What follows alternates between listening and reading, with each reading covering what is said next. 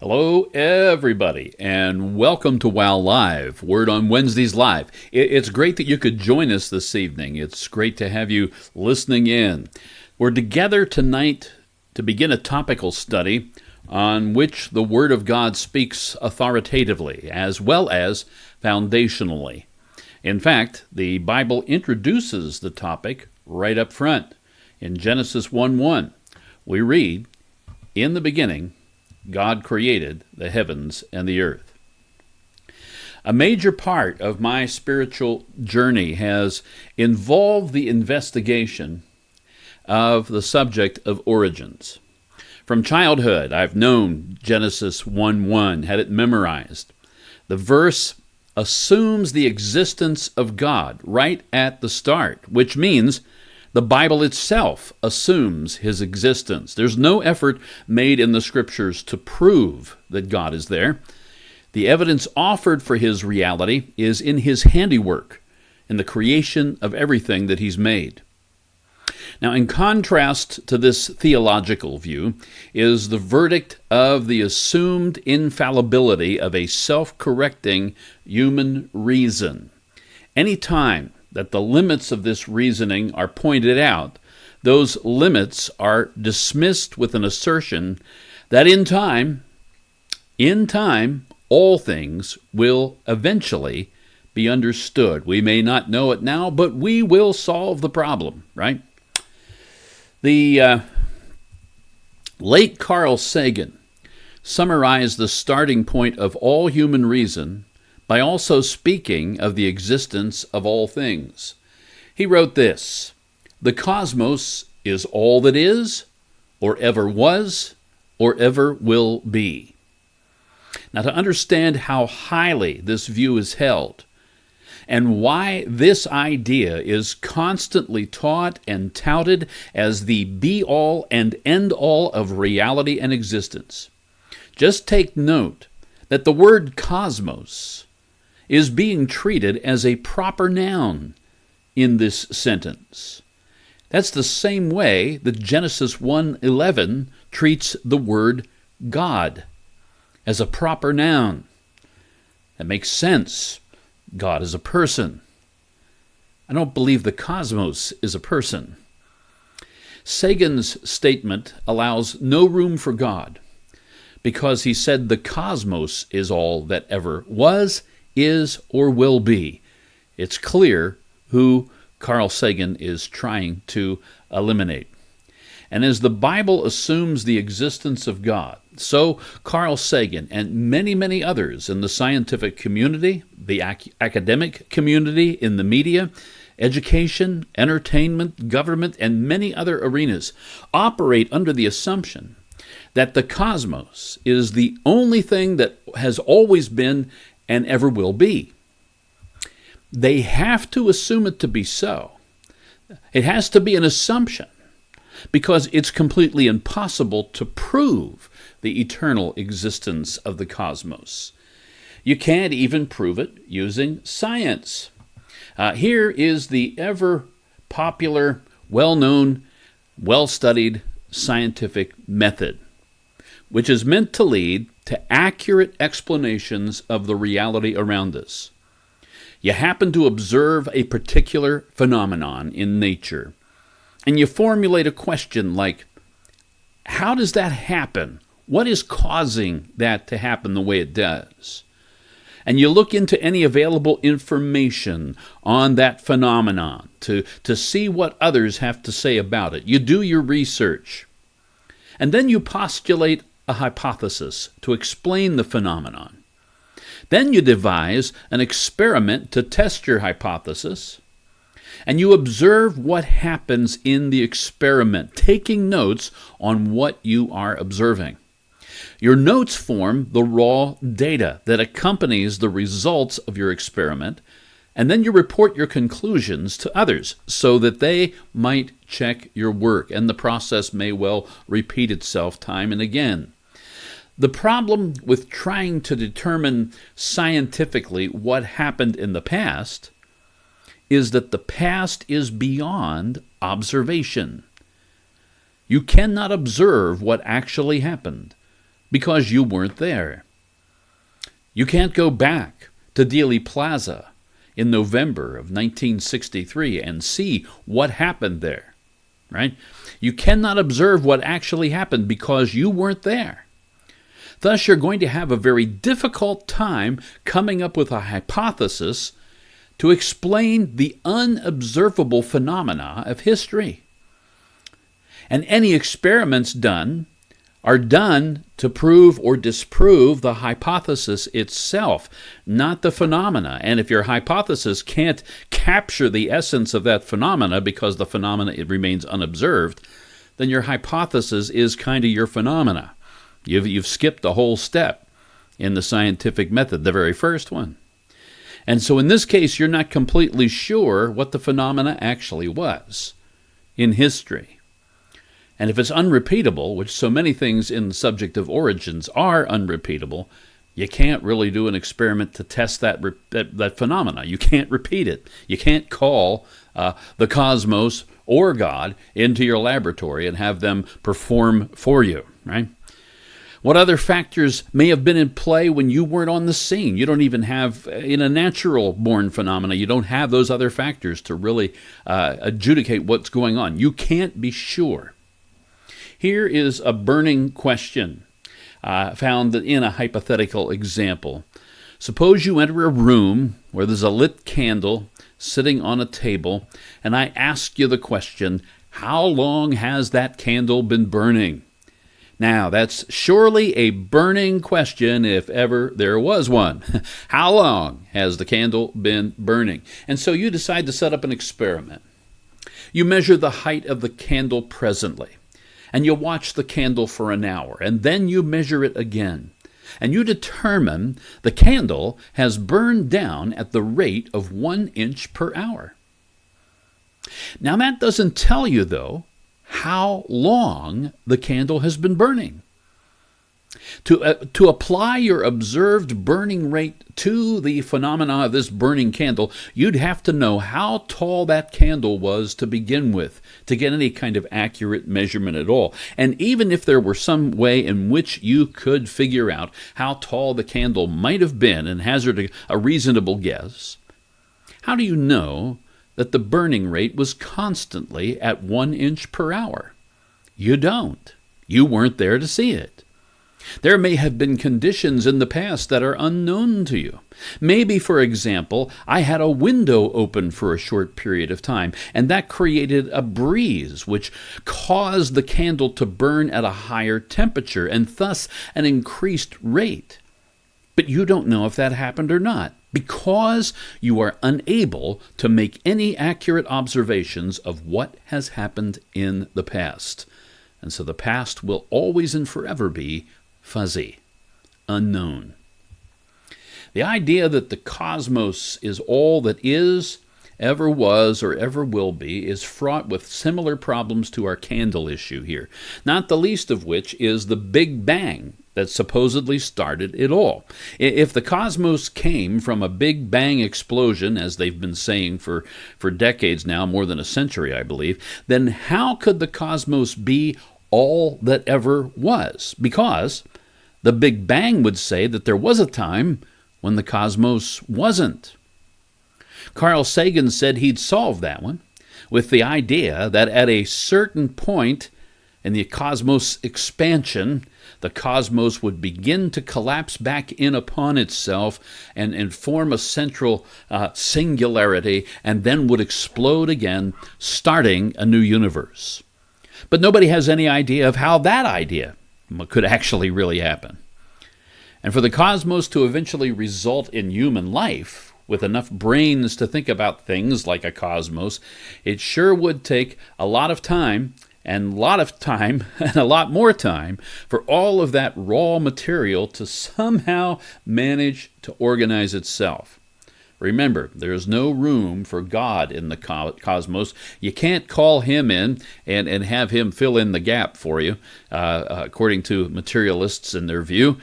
So there's no way to get any kind of organization going out of just pure raw material. How does that happen? Things tend to break apart. They don't tend to organize themselves. All you really have here, no God, all you have is matter plus chance and plus time. And time is the big secret, right? Someone once wrote a humorous explanation of the atheistic worldview, and I'm sure you've probably seen it. Atheism, the belief that there was nothing, and nothing happened to nothing, and then nothing magically exploded for no reason, creating everything, and then a bunch of everything magically rearranged itself for no reason whatsoever into self-replicating bits, which then turned into dinosaurs. Makes perfect sense. The big hero in the story of the atheistic worldview is time. The idea is that given enough time, anything is possible. For evolution to have happened, therefore, a lot of time is necessary. So that's why they tell us that the cosmos is billions of years old. But I've got a question. Where did they get the idea that the Earth is billions of years old? Where does that come from? Is this scientifically proven that it's billions of years old? Well, we've already discussed how it really isn't possible to make scientifically conclusive statements about unobservable phenomena, like the Big Bang, or perhaps the eternality of the cosmos. Try observing something that's eternal, which is what Carl Sagan said the cosmos is. Try to observe a one-time event like a Big Bang. I think it's likely that the billions of years is just an idea, a convenience introduced to make a non-theistic universe seem possible. It's not a scientifically solid conclusion that there are billions of years involved. Let's look into the history for a bit of an overview as to where this idea may have come from, how it came about. Before the 1800s, mostly all educators and academicians and scientists generally believed in a young Earth. The intellectuals of the West held that the Bible gave an accurate account of a created order done in 6 24-hour days about 6,000 years ago. All science up to that point was pursued and was understood with that worldview in mind. But as the 1700s drew to a close, some began to change their views. Ideas on the origin of things began to be more evolutionary, more changing over time, more naturalistic in perspective, less involvement from the supernatural or God. And some wanted to leave God out of the picture altogether. They were saying that all that was responsible for everything were the forces of time and chance and nature acting upon matter. Now, where time and matter and natural laws came from, I suppose, was not really a problem for them. Kind of a problem to me, but, It's fascinating that 3 of the prominent scientists in this early movement away from the Bible were Frenchmen, because in the late 1700s, France was going through a bloody revolution where reason, human reason, was elevated, and religion, any attention being paid to God, was relegated to an almost non-existent status. France was all about throwing off the elites in their society. They wanted to dump the big chess pieces off the board. So kings and popes and barons and bishops and dukes and the like were all brought down.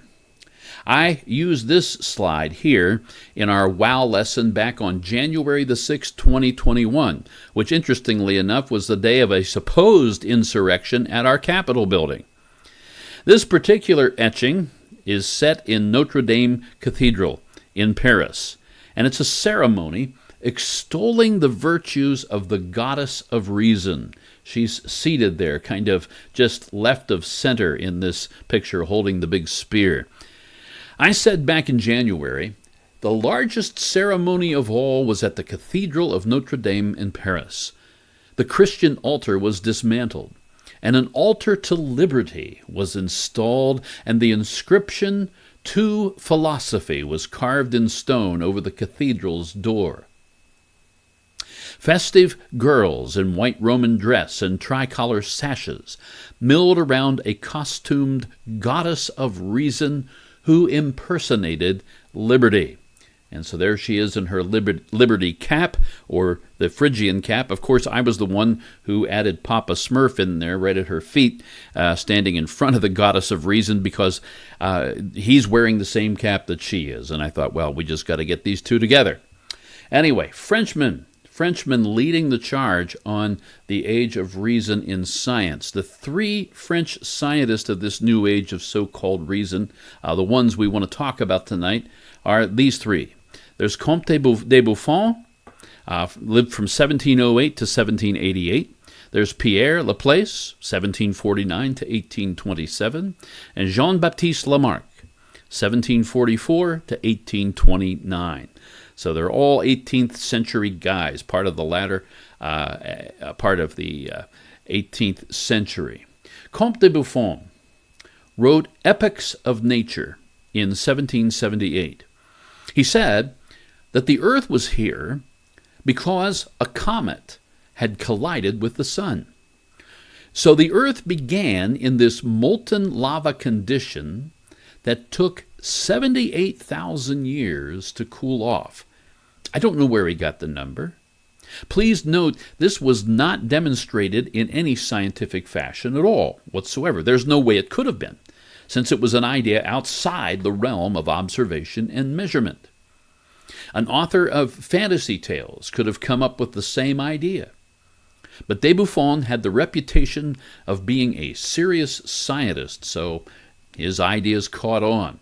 And it was in a culture and a society where they were trying to throw off the old ideas, including religion, including belief in God, including, of course, the belief in a creator.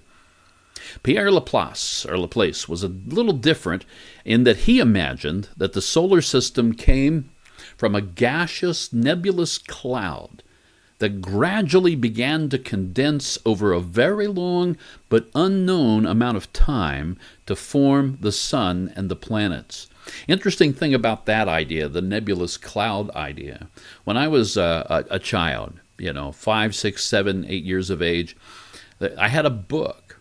I can't remember all the details of the book. It was one of those with 2 columns on each page, and the pages were big, and it was really meant for an older child, I believe, but that had pictures, lots of pictures, and there was a picture in there of this nebulous cloud idea. Pierre Laplace's idea, 1960s, right, is in this book, and I can remember the pictures of these nebulous glowing things, and it sort of looked like the sun and some planets in this dark blue field, and it was one of those things that sticks with you as a child, and as I look back on it now, I think to myself, this is how we were told about this. This is how we've been presented with this. All these ideas have been pumped through our education system, on television, through books like that, and on and on. So anyhow, just a way in which we encounter ideas and how they become part of our thinking. You could call it brainwashing, or indoctrination might be a better word, but don't allow any other kind of ideas out there. Kind of like the French Revolution, right? Jean-Baptiste Lamarck, he organized living things into various categories, Lamarckianism, and he systematized zoology and came up with the idea that acquired characteristics, something that happened to you during your life, could be passed on to future generations. He proposed, for example, that the giraffe gradually developed a long neck over time because it had to stretch higher and higher to reach leaves on trees as trees were getting bigger too. And so the mummy and daddy giraffe stretched and added a little bit to their neck, and so when they had a baby, it started out with that, and it stretched and it added a little bit more. The same idea would say this: if we kept chopping off people's left arms, eventually succeeding generations would start having babies with no left arms. The same process would have to be involved as that of the giraffe. It's kind of a ridiculous idea now, but that's what he came up with. Again, these men weren't scientists in the true sense of the word as we understand it. They did little to no experiments at all, especially on the ideas that they came up with. They tested none of their imagined hypotheses. They were theorizers and philosophers who guessed, however educated those guesses might have been in their time. And that guessing was done based on the idea of leaving God out of the equation, which I believe humbly was the entire purpose of the exercise. But it was from men like this that the idea of a very old earth began to be put out there for serious consideration, and more people began to line up with the idea. Around the turn of the 19th century, geology was just a fledgling science. It became one during the 19th century, and it was from there as well that old earth ideas started to find some traction, probably especially there. They were trying to get some notice, and so latching on to an idea that already was becoming popular in certain circles probably helped give them some credibility at the outset. Abraham Werner, 1749 to 1817, was a German who studied minerals. His influence actually lived on through those that he taught. Many of the leading geologists of the 19th century were students of Werner. Werner believed that the ocean had once upon a time had covered the entire earth. And you can sort of picture the global flood idea being something of an influence there for Werner. He wasn't concerned about the French Revolution. He was German, so he could hold some religious ideas, I guess. And the ocean began to gradually recede from the earth, leaving behind the different kinds of geological strata through chemical changes. And so that's why you could see all the strata out there, because of the receding water, and it held its level for a while, changed things, and held its level for a while, and there was different chemicals, and it changed things, and so forth. And this had happened over long periods of time, he said. He said that the earth had to be at least 1 million years old. Wow, that's a far cry from Comte de Buffon's 78,000 years after the comet struck the sun. So 1 million years now. While his students didn't keep the receding ocean theory, they did keep the million years. Okay. Again, take note. There's no science here. There's no science being done. These are just ideas being tossed around, growing out of fertile imaginations. A Scotsman by the name of James Hutton, 1726 to 1797, proposed a perpetual cycle concept. He said that the continents of the earth gradually eroded into the sea over time. The sediments from this erosion hardened over time, and then the internal heat of the earth would catastrophically build up pressure and raise up the hardened sediments to form new continents, and the process would then begin again. Gradual erosion, catastrophic upheaval, gradual erosion, catastrophic upheaval, etc. Because of this cyclical idea that he had, Hutton said that he couldn't see that there ever was a beginning to the earth. People were starting to call him an atheist. Well, I guess so. He's just not interested in the beginning, from the beginning of his old ideas. And this is very similar, of course, to what Carl Sagan said about the entire cosmos. It goes out, it collapses on itself, explodes again, and expands, contracts, expands, contracts. Same basic idea, just applied to the whole universe. And again, with Hutton here, there wasn't a lick of scientific proof or even evidence for any of this. It was a whole way of thinking that grew out of the Enlightenment. It came from the French Revolution. It came from the abandonment of biblical views, and so on.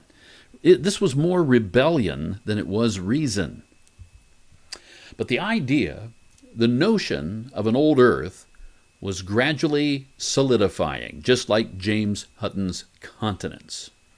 William Smith, 1769 to 1839, was an Englishman and also a surveyor and a drainage engineer, so he worked in the dirt. Since his work had him digging down into the ground all the time, he made a lot of observation of the strata and of the fossils in them. And it was Smith who developed the idea of dating different rock layers by the fossils that were found in them. By the time Smith came along, the concept of an old Earth was beginning to take hold. And again, we can note that there was nothing scientific about his idea of dating the layers of rocks by the fossils found there. It was a hunch, it was a guess, an imagined idea that was not able to be tested. How could you? The capturing of those fossils was a once upon a time thing. It happened once. It was not repeatable. So it's just a guess. Fossils were also important to Georges Cuvier, 1768 to 1832, a Frenchman. He proposed that the Earth was vastly old. I'm guessing it's beyond the 1,000,000 years that we got from Werner. Because of the fossils and layers, he speculated that there were 4 catastrophic global floods which destroyed all life. After each flood, now Cuvier, interestingly enough, allowed God to come in. God then supernaturally created new life forms. And so every time God was creating, but this earth was vastly old, and these floods kept happening. Cuvier's ideas sound somewhat similar to what some old earth creationists believe even today, and it's not hard to see him as being an influence in those ideas. And we may get into that a little further down the road in this series. Charles Lyell, he's our key man here. He's considered the father of modern geology. He started out with the uniformitarian notions that James Hutton had, that all things sort of happened uniformly. You know, he had the gradual erosion, gradual sedimentation, and the the catastrophic uplift, and then the erosion and sedimentation repeats itself, rinse and repeat, right? And so this is where Lyell got his ideas from James Hutton, and he proposed that everything was uniform, even the catastrophes. Lyell dogmatically began to teach that the geological features of the earth must have formed by slow, gradual processes of erosion, sedimentation, earthquakes, and volcanism on occasion that proceeded at the same rate as are observed in modern times. What we see now has always happened. You know, the present is the key to the past, he said. Earthquakes, floods, and volcanic eruptions, though individually catastrophic in their own local regions, not global, likewise occurred at a uniform rate, so they really didn't impact the overall geological features to any significant extent. He said what we see happening today has always happened at the very same rate of time we see it happening and at the very same rate of change. Therefore, he said, the present is the key to the past. That's Lyell's ideas about geology and about the history of the earth.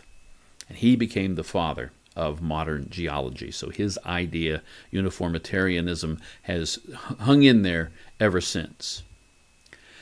By the 1840s, well, not even hung in there, it's driven the whole geological understanding of things.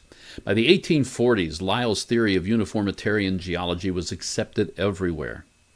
His idea, the present is the key to the past, is a significant one, and we'll return to it from time to time. Just think about how this same idea might affect biology. That's what Charles Darwin began to do. Let's remember that none of this that these men came up with was proven scientifically. It couldn't be then, nor can it be proven today, because the subject matter that it deals with is outside of the realm of human observation. They're trying to say something about a past which none of them have ever seen. You can't even properly call their ideas theories. That's because they cannot be tested. A theory can be proposed, and it has to be testable to really be called a theory. A more proper term for what these men came up with would be models for the origin of the earth. kind of like the weather models, that computer modeling that happens for weather patterns and so forth today. Just think about it. Before 1800, most academics and scientists accepted the Bible as God's Word. But by 1840, the whole academic landscape had changed. The ideas had changed. The concepts had changed. The beliefs had changed. And so the worldview changed with it in less than 100 years. And we're told that this was progress. We're told that it's good that humanity finally came to its senses and realized that all things have happened gradually over long, long periods of time, through the same processes happening at the same rate. We're told that it's a good thing that humans abandon the idea as creator. I'm looking at Papa Smurf right now, and I'm thinking, what if he is some supernatural entity for evil? The way he's just holding his hand out. See, we tried to tell you, there is no God. The vast age for the earth is not scientific in origin, yet people today maintain that it's a fact, that the universe is 20 billion years old. Or wait a minute, maybe it's a fact that the universe is 10 billion years old. Or no, wait, it's a fact that the universe is 14.5 billion years old. Now, wait a minute, I think that the latest fact is that the universe is 13.5 billion years old. Okay. See, those are all facts, quote unquote, or estimates on the age of the universe that I've heard in my lifetime. Nobody ever told me about 78,000 years in my lifetime, nor did we ever study about 1 million years, or even vastly old. But all these numbers are ones I remember. To be fair, they have been fairly consistent on their estimate that the Earth itself is about 4.5 billion years old. Still, though, none of these numbers are based on any real science. They are educated hypotheses at best. And a hypothesis, though part of the scientific method, is not in and of itself science. It's just a first step. If you can't move on to the next step, which is testing your hypothesis, you're in trouble. The idea of vast ages of time for everything is a concept that was derived for the purpose of moving modern thinking away from the Bible. I'm convinced of that, because that's what it grew out of in the French Revolution. That was the starting idea.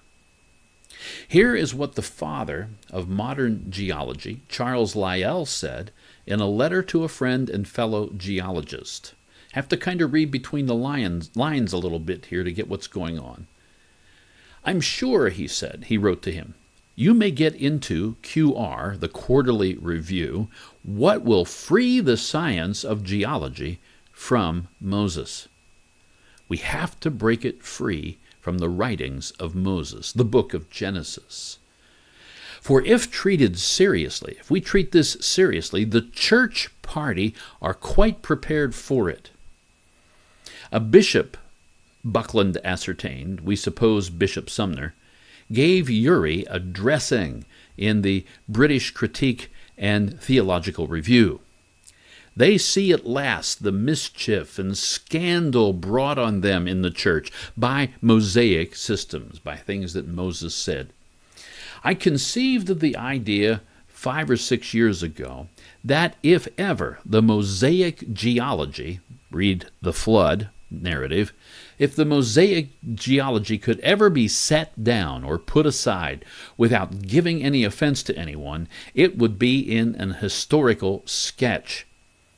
And you must abstract mine, take mine that I've written, in order to have as little to say as possible yourself. It almost sounds like Lyell saying, don't you say too many things, Mr. Scrope, because you'll mess it up. Just read from my stuff, okay? A little bit egotistical, this man, Charles Lyell. He was a lawyer, after all. So, in the early 1800s, Lyell and others wanted to reject the writings of Moses. They're moving away from the Bible, as I said. I found Lyell's quote on the Creation Research website. Along with that quote was this comment by the editor of that article. He says, "It comes as a surprise to many that there was a time when geologists actually accepted a Mosaic or Genesis framework to their thinking. Think of Cuvier talking about God recreating things every time there was a flood. Lyell, the lawyer, knew that no separation exists between a religion or philosophy and the way people look at the world around them. In other words, science. Everything is based on a philosophical outlook, folks. Everybody has things they assume to be true. Everybody has a set of presuppositions, a worldview that they bring to the table, and that is how they interpret the world around them." That's what he's saying. Going on here. Lyell, by advising his followers to reject and replace Moses, Lyell, who kept up the appearance of being a church-supporting believer, as did most UK gentry of the day, was actually establishing an alternative history wherein the authority of the God of Moses over the real world of rocks, fossils, and eventually all living things, including man, was ultimately rejected. Since Jesus warned that those who reject Moses eventually reject his words, it shouldn't surprise us that this is what actually happened to one of Lyell's most devoted disciples, Charles Darwin. In John 5:46 and 47 that the editor referred to, we read this, that Jesus said, "For if you believed Moses, you would believe me, for he wrote about me. But if you do not believe his writings," creation, the flood, the Tower of Babel, the Exodus, "how will you believe my words?" Lyell's uniformitarian ideas that all geological features of the earth have formed by slow and gradual processes over millions of years of time became broadly accepted by the mid-19th century. People came to doubt the words of Moses, and the idea that the earth was very old has become the predominant assumption. And it's an assumption, it's not a fact. And it's so widely believed and accepted that it's pretty much considered to be a fact, but it's not. It's considered to be a fact even though there's no science to prove it. But someone might say, well, what about the geologic column? Now, doesn't that show that the earth is old, all the layers and everything and how they slowly formed and everything else? Well, notice the underlying assumption there is that they form slowly, okay? That's key. Here's a copy of the geologic time scale, kind of a common one. You see it a lot when you look for this. Supposedly, this represents all the different layers of the rock strata. You see all the different names there on the left-hand column and numbers of years, MY, millions of years, right? Okay. Supposedly, that represents those layers. And you know the routine. The farther down you go into the Earth's crust, the farther back in time you travel. You've got 2.5 million years at the top and 500 to 600 million years, 500 million years down at the bottom. First, please note, there's only one place that you will ever find the geologic column, and that is in the textbook in a picture like this. You see, it's an idea, all right? It's not an actual physical reality anywhere. There is no place on the surface of the planet where all of the geologic layers on this particular chart can ever be found stacked together in one location. It's not clearly laid out like that. Here's what happened. This chart represents a composite effort, a composite of different layers found in different locations all over the world in the order that they think those layers were formed. So there's a subjective nature to this geologic column. But this is the time scale that is used to date the rocks. If a fossil is found, this chart is consulted to see how old the fossil is. Where does it fall in the chart? All you have to do is determine which rock layer the fossil was in. The rock layer will tell you then the age of the fossil based on this chart. But how do you determine which layer is which in the field when you're actually out there? Well, they do that by means of index fossils. Okay? Index fossils. There's certain fossils that are index fossils, a different fossil or two for every layer. If you find a particular kind of fossil present in the layer of rock in which you found the fossil you're trying to date, well, then you'll know what layer you're dealing with. Here's a chart showing the index fossils for the different layers. These fossils tell you the age of the rock layer, and it's pretty simplified there to see what's what in the different ones. All over the world, North America, South America, Africa, Europe, nothing from Asia, but anyhow. Now wait a minute, though. Wait just a minute. A few moments ago, I told you that the rock layers date the fossils. Now I just told you that the fossils date the rock layers. Okay, so the fossils, the rocks date the fossils, and the fossils date the rocks.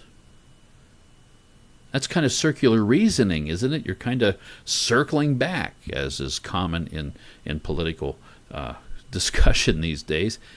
Yeah, it's circular reasoning, all right.